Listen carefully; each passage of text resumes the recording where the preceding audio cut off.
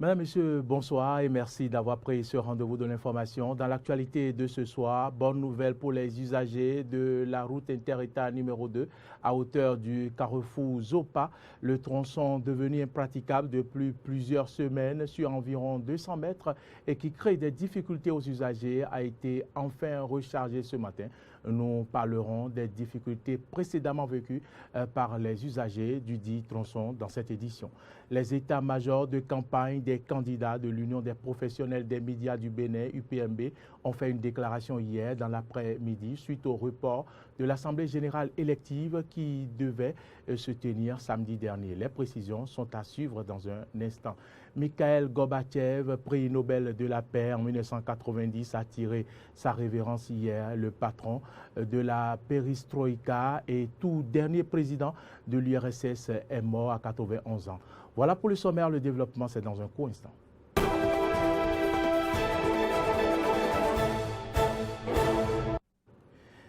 C'est pour moi un réel plaisir de vous retrouver. Madame, Messieurs, merci de votre fidélité. Les acteurs du secteur privé sont en formation depuis ce matin dans le cadre de la gestion de la pandémie du coronavirus. Une séance qui a réuni des professionnels de la santé dans le but d'élargir la couverture vaccinale face à cette pandémie. Pour la circonstance, les participants sont venus de tous les départements du Bénin. C'est un compte-rendu de Stanislas Samoa. Former les acteurs du secteur privé sur la gestion de l'infodémie liée à la COVID-19, c'est l'objectif principal de cet atelier qui a réuni tous les intervenants dans la chaîne sanitaire de notre pays. Ils sont venus des 12 départements du Bénin et à l'ouverture, le représentant résident de l'Organisation mondiale de la santé au Bénin a reprécisé les grandes lignes des travaux avec un état des lieux sur la campagne vaccinale contre la COVID-19. Dr Boko Thierry Tossou. Depuis 2020, le Bénin, à l'instar des autres pays du monde, lutte contre la pandémie de la COVID-19. Et des mesures ont été prises, notamment la vaccination, pour donc arrêter la chaîne de transmission donc, du virus. Force est de constater que nous avons encore une couverture vaccinale insuffisante du fait de la réticence de la population liée aux fausses rumeurs qui circulent sur les réseaux sociaux. Pour donc améliorer et corriger cette situation, l'Agence nationale des soins de santé primaire a initié cet atelier pour outiller les participants ici présents par rapport donc, à la gestion des fausses informations liées à la COVID-19 dans les différents départements du pays. Les fausses informations distillées sur les réseaux sociaux explique en partie la réticence des populations par rapport à la vaccination, ce qui a d'ailleurs plombé au départ l'atteinte des objectifs fixés. Le Bénin s'est fixé comme objectif d'atteindre 60% de couverture. Mais aujourd'hui, nous sommes à 35%. Donc comme vous le constatez, nous n'avons pas atteint nos objectifs et raison pour laquelle, avec l'appui de nos partenaires, nous continuons donc de mobiliser les populations. Continuons de mobiliser les différents acteurs et c'est pour ça que nous avons pensé à vous. On sait que le secteur privé aujourd'hui prend environ 52% des cibles.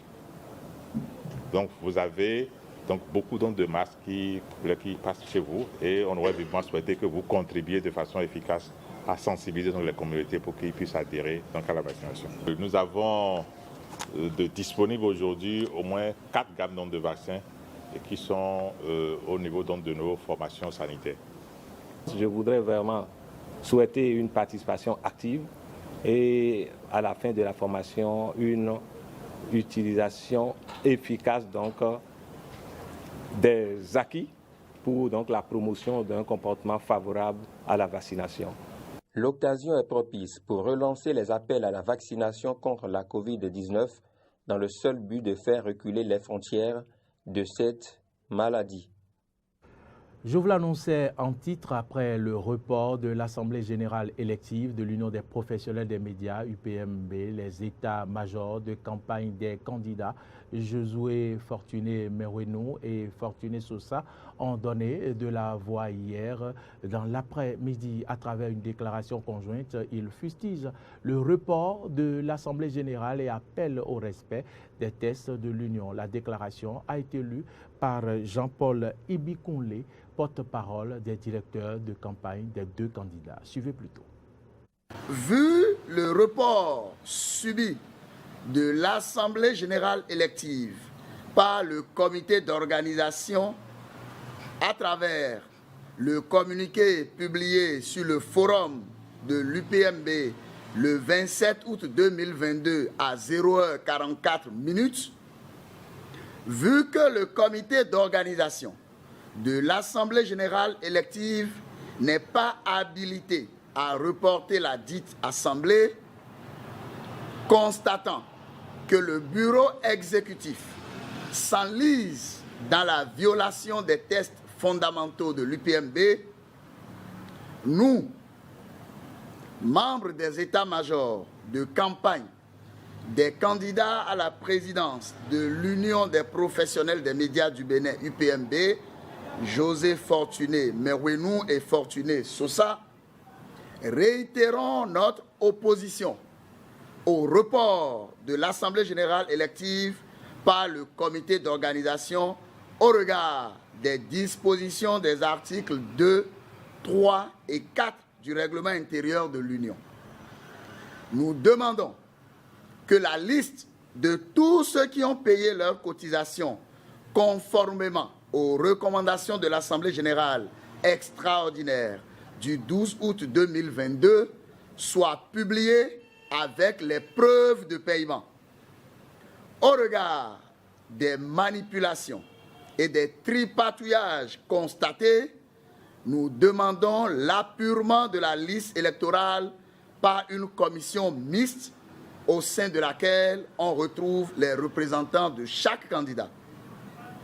Nous exigeons que par respect du parallélisme des formes, le bureau exécutif convoque une assemblée générale extraordinaire en vue de fixer une nouvelle date pour la tenue de l'assemblée générale élective. Nous condamnons avec la dernière rigueur la violation répétée des dispositions légales et réglementaires des tests de l'UPMB par le bureau exécutif et au premier chef, la présidente. En tout état de cause, nous nous réservons le droit d'utiliser tous les moyens légaux en notre possession pour contraindre la présidente de l'UPMB à respecter les tests de l'Union. Plusieurs mois déjà que les usagers du tronçon Carrefour Akonville à Kassato, à hauteur de ce qui est précédemment appelé pavé Kérékou, souffrent le martyre. Nid de poule et crevasses créent des accidents au quotidien sur cette portion de voie dégradée. L'une de nos équipes était sur les lieux ce matin. Suivez le reportage. Carrefour Zopa. Difficile pour motocyclistes, automobilistes et autres usagers d'emprunter cette portion de voie entièrement dégradée sur 200 mètres environ.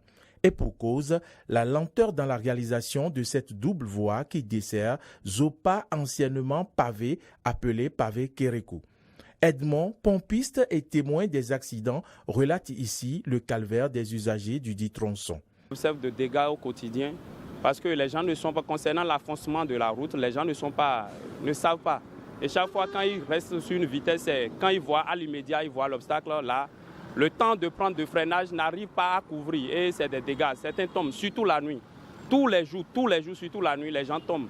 Quand ils roulent à vive allure, arrivé là, ils n'arrivent plus à se maîtriser le guidon. Donc il y a des blessures au quotidien.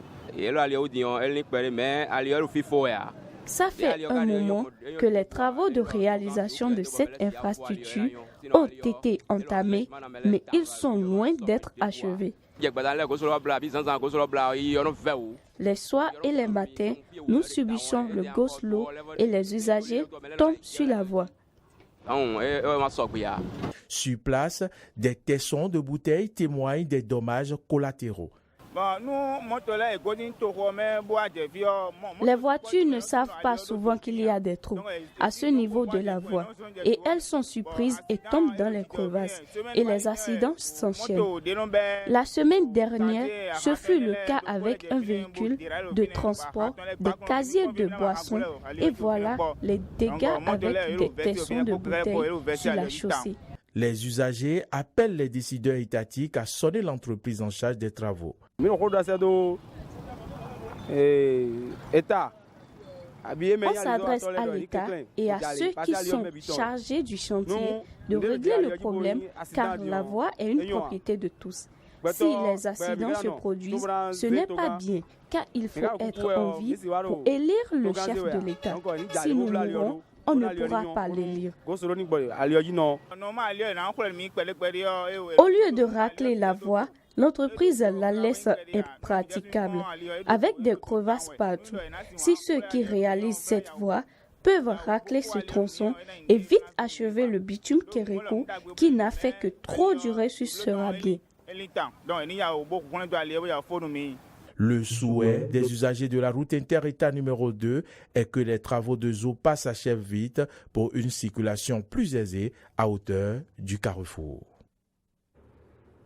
Après notre reportage ce matin sur le dit tronçon, les équipes de l'entreprise ayant à charge les travaux de cette route se sont mises à la tâche pour le chargement et le nivellement de cette portion de voie dégradée à hauteur du carrefour ZOPA. Interrogé sur place, l'un des techniciens des travaux qui n'a pas voulu se prononcer devant caméra a affirmé que ces travaux de réfection de cette portion de voie sur laquelle les usagers souffraient le martyre depuis plusieurs semaines devraient être réfectionnés la semaine dernière, mais ce n'est que ce matin que les travaux ont été possibles. C'est le moment d'inviter cette entreprise à éviter que ce tronçon n'atteigne ce niveau de dégradation avant d'agir. À présent, nous passons maintenant à l'Inter pour parler du patron de la Perestroïka et tout dernier président de l'IRSS qui est mort à 91 ans. Il a impacté la vie publique russe pendant son règne par des réformes substantielles qui ont influencé le pays au point d'amener l'un de ses successeurs, Vladimir Poutine, à affirmer que la disparition de l'Union soviétique a été l'une des grandes catastrophes qu'a connues le monde. Écoutons ici un extrait des propos de son porte-parole pendant qu'il était aux affaires, André Gratchev, interviewé par nos confrères de Radio France Internationale. Oui, il le dit parce qu'il constate malheureusement la faillite, c'est pas un fiasco de tentatives de construire sur les décombres de l'ex-Union soviétique un curieux mélange d'un modèle modernisé, rechauffé en quelque sorte d'un stalinisme avec un nationalisme. Et donc le fait que ce modèle ne fonctionne pas dans le monde actuel, qui témoigne de ce que ce système n'est pas compétitif sur la scène internationale, malheureusement pousse ces dirigeants à des moyens, je dirais, dépassés et archaïques pour se maintenir au niveau de l'actualité. Bon, écoutez, sans surprise, avec une très grande tristesse, parce que avec le départ de Gorbatchev, pour moi, en dehors de ce que je perds, personnage très proche de moi, je dirais même de ma famille, j'avais été honoré, rappelé par lui un ami, y compris pendant des années qui ont suivi sa démission, mais la tristesse aussi parce que avec le départ de Gorbatchev, la Russie et le monde entier perdent un des personnages clés du siècle passé, qui accompagnait ce siècle et le monde entier dans la séparation avec ce que représentait le XXe siècle, avec ses tragédies, avec ses guerres chaudes, froides, sa confrontation, mais aussi avec l'expérience des régimes totalitaires comme celui de l'URSS. Après les inondations dévastatrices qui ont déjà fait plus de 1136 morts, selon le dernier bilan officiel, le gouvernement pakistanais a lancé hier, conjointement avec les Nations Unies, un appel urgent au don de 160 millions de dollars pour financer un plan d'urgence pour les 6 prochains mois. D'abord, destiné à fournir des services de base, santé, nourriture, eau potable, abri aux 5 millions de personnes les plus touchées. Le Pakistan est reconnaissant à l'égard de tous les pays qui lui tendent la main pour faire face aux conséquences des inondations meurtrières. Madame, Monsieur, c'est ici que se referme ce journal. Merci à toutes et à tous de l'avoir suivi. L'information se poursuit sur nos différentes plateformes, YouTube, Twitter, Facebook et sur notre site internet www.benet-eden.tv. Merci de nous avoir suivis et bonsoir chez vous.